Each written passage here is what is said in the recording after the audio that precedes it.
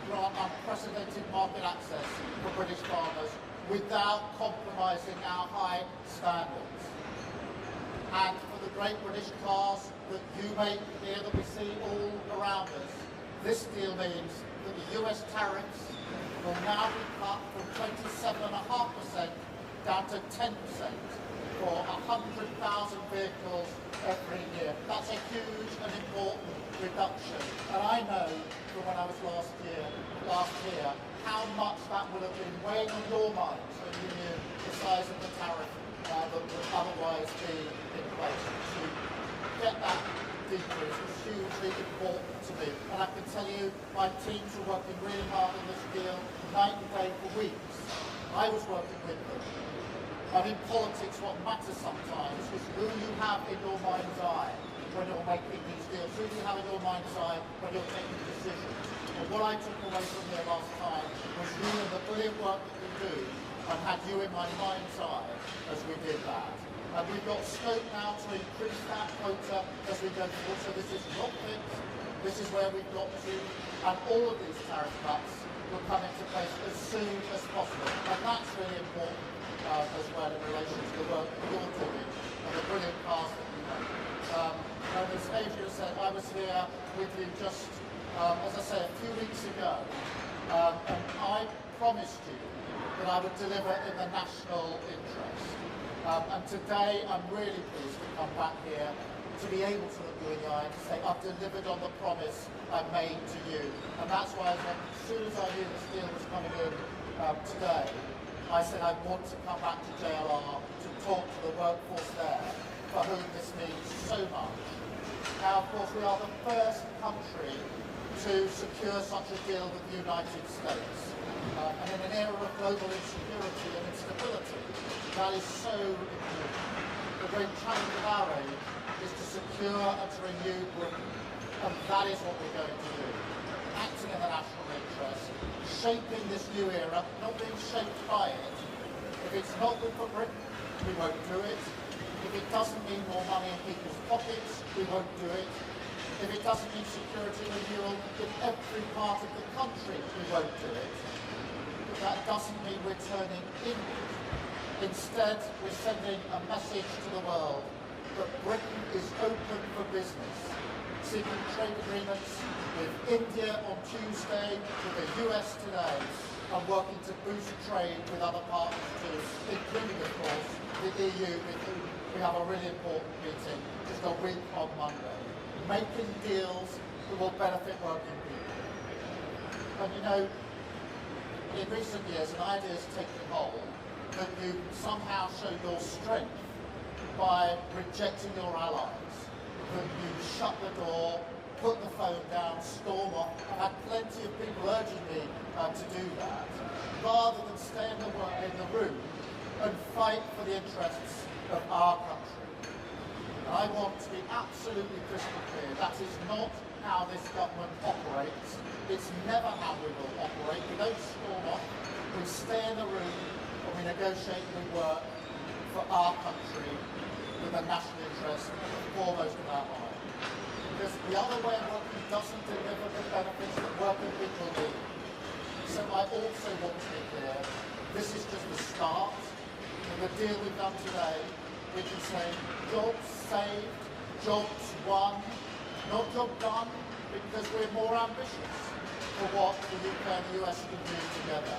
So we're hammering out further details to reduce barriers to trade with the United States across the board.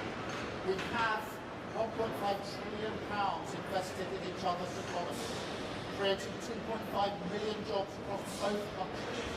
There are so many areas where I think we can do even more than that and put pounds in the pockets of working people across the United States. As the two biggest services exporters in the world, we will bring down barriers, creating jobs in our thriving sectors, in Leeds, in Manchester, London, Birmingham. As the only two Western nations with trillion-dollar tech sectors, will go further to deepen the partnership in new technologies to shape the innovations for the next century together and create the jobs of the future. Because look, our history shows what we can achieve when we work together. And what timing for this deal, that we've agreed this deal on VE Day. 80 years ago today, Churchill was addressing the nation at the end of the Second World War, victory in Europe. And we were standing in the United Kingdom with the United States on defence and security. And for 80 years we've been the closest of partners. And today we've added to that trade and the economy in a special relationship between us, defined by peace and economic prosperity. So it's fitting today that we renew the bond on the 80th anniversary of the year. I'm going to take some questions in a minute, but I do want to spend some time with you because I know how important this is for you, all of your work colleagues here, all of your families, who I know will have been worried about what is going to happen. Of course they're worried, they're proud of what you do, worried about what might have happened, but not just you and your families, but your communities and all the other jobs that depend on the work you do here. You're iconic, we're proud of what you do, but I promised you we would do whatever we need to do to get to a position where we can ensure that your brilliant work continues and thrives in the future.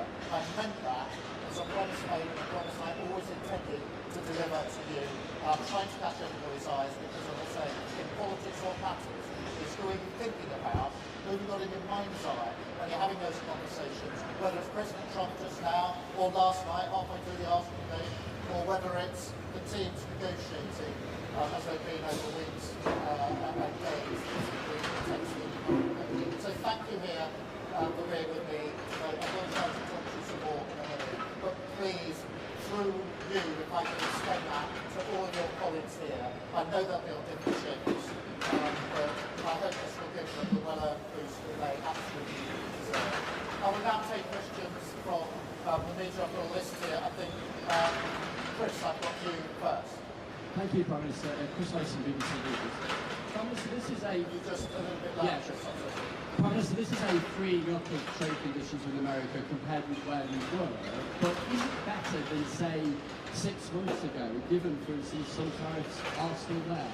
Well, Chris, the question you should be asking is it better than where we were yesterday?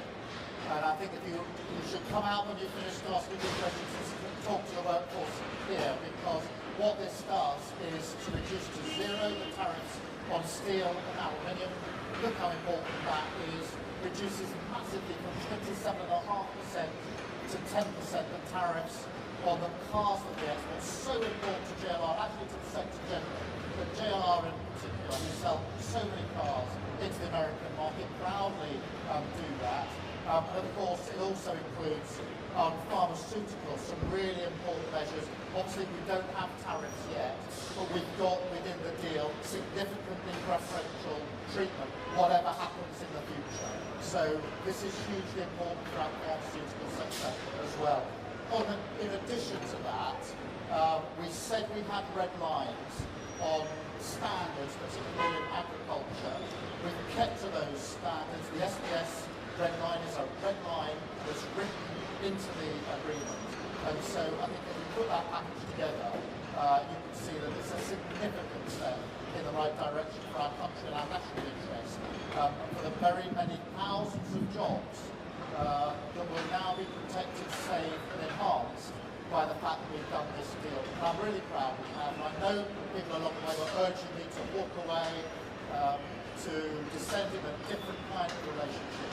We didn't, and we did the hard yards, we stayed in the room, and I'm really pleased to say to the workforce here and through them to the country how important I think this is. Thank you, Chris.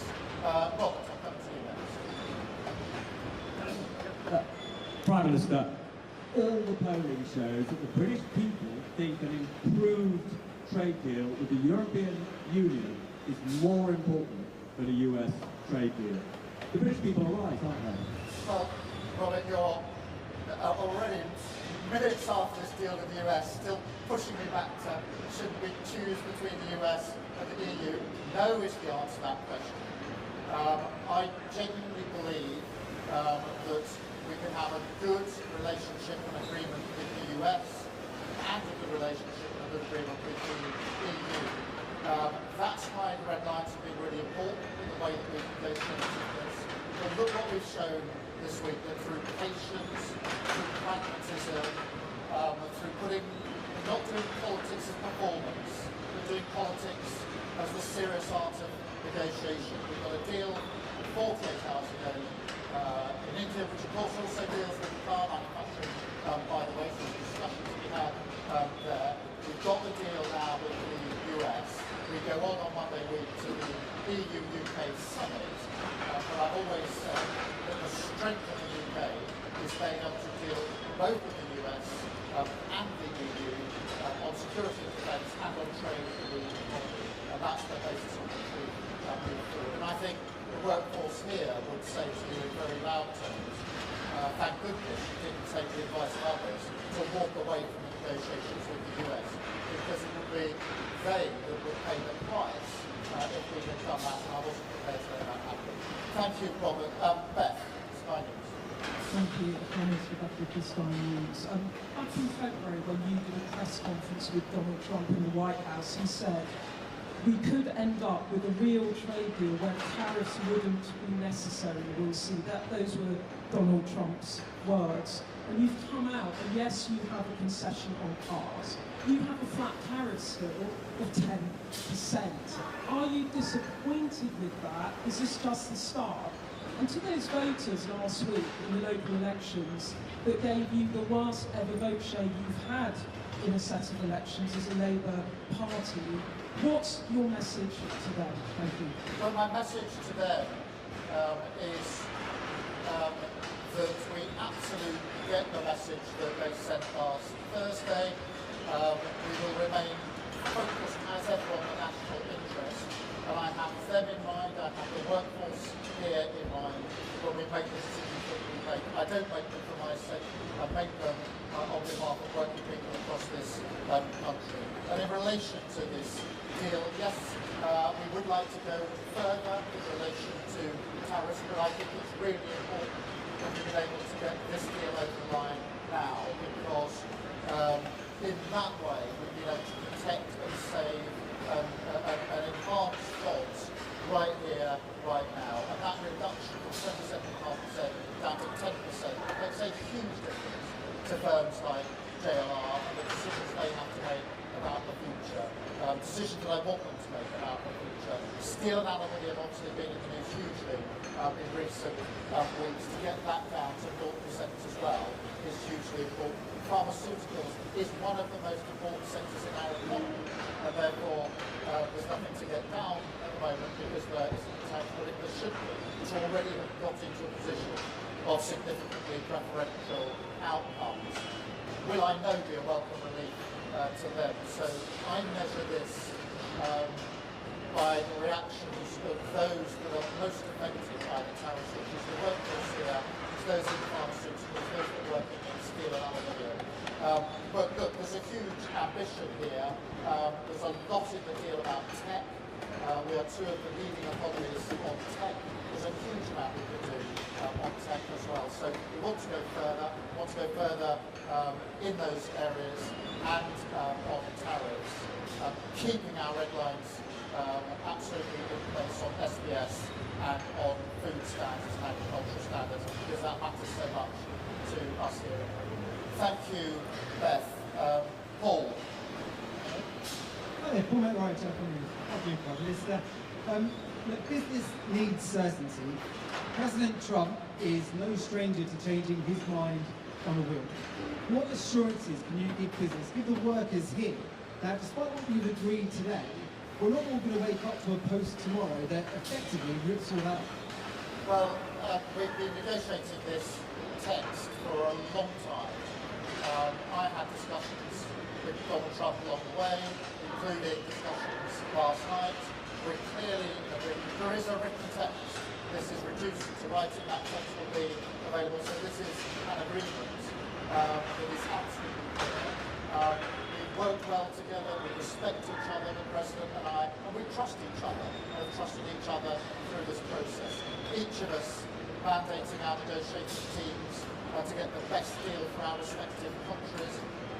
Both teams have fought hard in tough negotiations, and we've arrived at an agreement that I went through with the President last night, and we've just agreed moments ago here at JLR. So clear agreement in terms, and these tariff reductions to come in very short order make a material difference to the lives of very many people. Thank you very much. I've got Noah. Noah from The Sun. Hi, Prime Minister. I was wondering if you could please spell out for us what your strategy is going to be to get those 10% tariffs down to 0%. I know you're talking a lot about today being job safe, not a job done, but a lot of people will be thinking 10% still isn't good enough, we're worse off than a year ago. How are you going to approach negotiations going forward, and how long will it take till we get to 0%? I will approach negotiations in the same way I've approached negotiations with India and with President Trump to get to today's deal. With India, I met Prime Minister Modi at the G20 in Brazil. We agreed that we would get our teams to work together at pace in a courteous, respectful, business-like way. With President Trump, we've operated in the same way, not walking out the room, not slamming doors, but staying in the room negotiating. The same with the EU, respectfully negotiating in relation to the summit that we'll have a week on Monday. So we're doing it exactly the same way. But please do not underestimate the significance of the tariff reductions today, because these are measured in thousands of good, well-paid jobs across the country. And that really matters. That's the heart of everything that I believe in. And I believe that serious, pragmatic, in-the-room negotiations acting in the national interest are far better than performative politics. People slamming the door, floundering out, being performative but not actually delivering for what people. And I'll continue in the same vein. We've had 2 trade deals this week by acting in that way. And I think that shows that serious pragmatism defeats performative politics any day of the week. Thank you. Mikey from the Mirror. You mentioned tech a couple of times. JD Vance has on a number of occasions said that one of his red lines is concessions on our anti-hate speech laws. How have you managed anti-hate speech laws? How have you managed to talk him round on that? And very quickly, if I may, I think you'll admit that this wasn't what you were expecting to do today. Donald Trump has been struggling to land his arguments on tariffs. Have we been bounced into this by a president that needs help out of the hole? Well, look, I mean, in terms of free speech, I've been really clear throughout. We've had free speech in this country for a very, very long time. It's one of our foundational principles on which we're all very, very proud, and that will long be the case. There's nothing in this deal that impinges on that in any way whatsoever. In relation to the timing of this, no, not at all. Our teams have been hard at work for weeks on end. I wanted to get a deal over the line. I made I'm not ashamed of that. I wanted, because I knew how important it was, particularly for JLR. We got a deal, we got it over the line, and we got it over the line in a timely manner. The last thing I wanted to do was deliver a deal that didn't come in time for those who desperately need it. So, no, I didn't know the exact day. I wouldn't have been having my phone call with President Trump halfway through the second half of the Arsenal PSG game, and I planned it better. But that's the way it turned out. So that's the discussion we were having late last night about how we proceeded with this deal, and I'm really pleased to be able to come here today. And actually, to be able to do it on VE Day is really significant, because of course the US was standing there as our ally 80 years ago today.